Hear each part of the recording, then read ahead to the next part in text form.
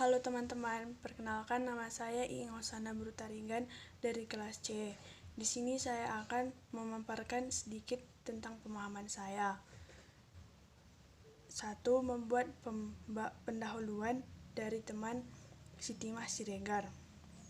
Dalam membuat pendahuluan, kita dapat melakukan langkah-langkah seperti berikut.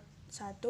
Pembuatan latar belakang. Bisa dibilang bagian latar belakang inilah yang merupakan jiwa dari bab pendahuluan makalah.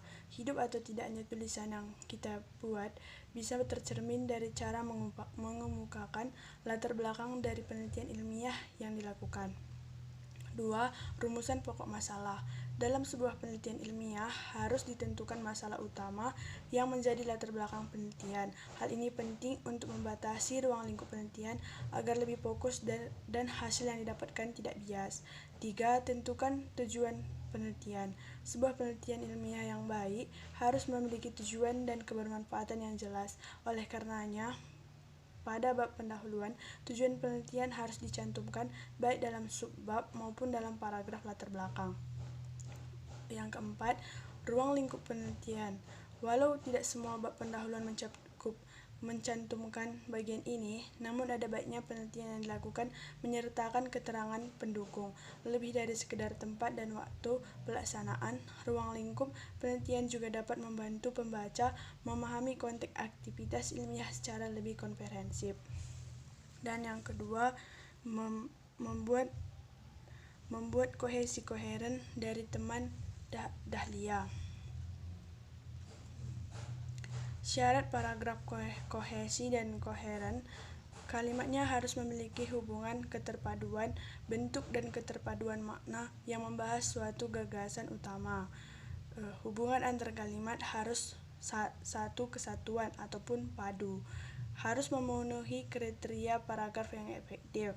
Memenuhi unsur-unsur paragraf yang kohesif dan koheren. Untuk menyusun paragraf yang kohesif dan koheren harus melalui langkah-langkah berikut, yaitu menentukan kalimat topik, menentukan kalimat penjelas, menentukan kalimat-kalimat pengembang, menentukan kalimat kesimpulan. Ciri-ciri paragraf yang kohesif dan koheren ialah memiliki keterpaduan bentuk dengan kalimat lainnya, memiliki keterpaduan makna dengan kalimat lainnya, hanya memiliki satu gagasan utama, kalimatnya saling terkait. Dan yang ketiga, membuat pembahasan dari teman Asri.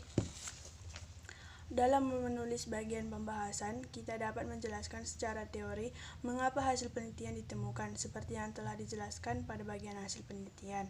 Penjelasan harus dibuat baik pada hasil penelitian yang sesuai dengan anggapan dasar maupun yang tidak sesuai. Dalam menuliskan pembahasan, kita juga menerangkan persamaan dan perbedaan hasil penelitian dengan penelitian terdahulu. Penjelasan dapat dilakukan dengan fokus pada aspek teori dan aspek metodologis atau cara yang digunakan.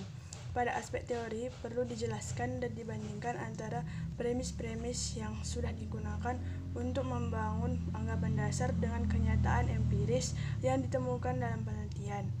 Bila teori yang ada masih belum mampu menjelaskan fenomena tersebut, maka dapat digunakan asumsi-asumsi ilmiah dengan menggunakan logika. Demikianlah yang bisa saya sampaikan. Mohon maaf bila ada kata saya yang memiliki kesalahan. Dan akhir kata saya ucapkan terima kasih.